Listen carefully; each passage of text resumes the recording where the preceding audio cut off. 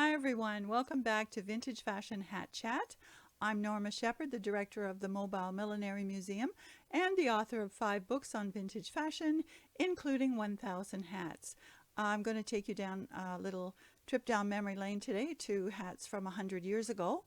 I have done a previous video on 1920s boudoir caps, and I will link to that in the description box. But today I want to talk about another typical style from the 1920s, and it was so typical it really was predominant, and that is the cloche, the very close-fitting, head-hugging, crown-hugging hats that were sort of bell-shaped, and they were done in many, many different fabrications with different variations, but a very simple hat, and one that was giving milliners a bit of a run for their money because they feared that with only one style, their business would suffer. Also, young women were determining that maybe they didn't always need to wear a hat. The bob hairstyle was popular at that time, as was the Marcel wave. And so those styles didn't necessarily require hats to keep them looking tidy. Anyway, I'm going to show you some pieces that we have in the museum, and I'm going to start with a red and black satin. Now, if you're looking at this and wondering how to reproduce something like this, now this is done on a buckram form. There is a lining on the inside, and the exterior almost looks like it's fashioned on a toilet paper roll. So very simple to measure the client, or if you're making it for yourself, the circumference of your head. Start with the band, and then you create the crown on top. This one has been just a few little seams and tucks, and very simple. Now the red banding is kind of interesting because you don't usually see this type of extension, almost like a finger, but many of the fashion pieces in the 1920s were reflecting early aviation. So it was really, really cool if you had a piece of jewelry or a hat or shoes with anything on them, even a belt or a garment that had some reference to wings, to flight, to aviation. So this is just a slight little nod to it, and then the original owner has put this pin on as well. Of course, the 1920s were the jazz age. There were dances, of course. We're all familiar with the beaded and fringed gowns the girls wore. There were also afternoon dances. Now you could wear, in the afternoon, you could wear a cloche, or you could wear a very glittery cloche to an evening dance as well. Fascinators were also worn. We didn't invent those. Another typical cloche of the era was more for day wear, perhaps in the winter. This is a golden brown velvet, and it almost looks like it's fashioned after how you might make a chef's cap.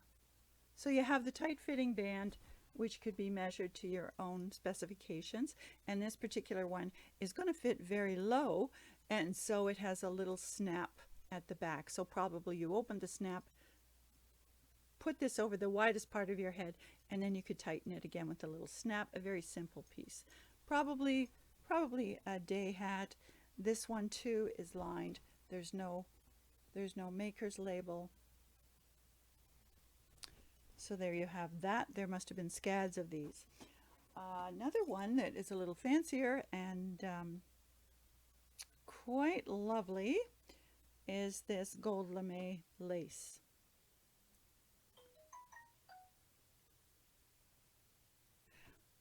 And the flowers on this are almost of a daisy pattern, and daisies were very popular throughout fashion history, particularly in the 1960s, and I will do a video on daisy hats and many variations.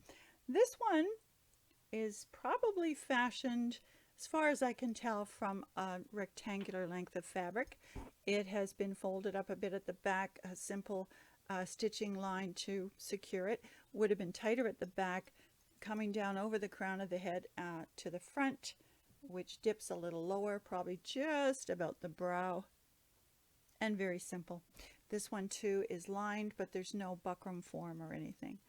And no maker's mark, and it appears as if the lining has been made in the same manner as the exterior. So these are simple to copy, or just really you could easily make up a pattern for yourself if you're wanting to dress in 1920s garb.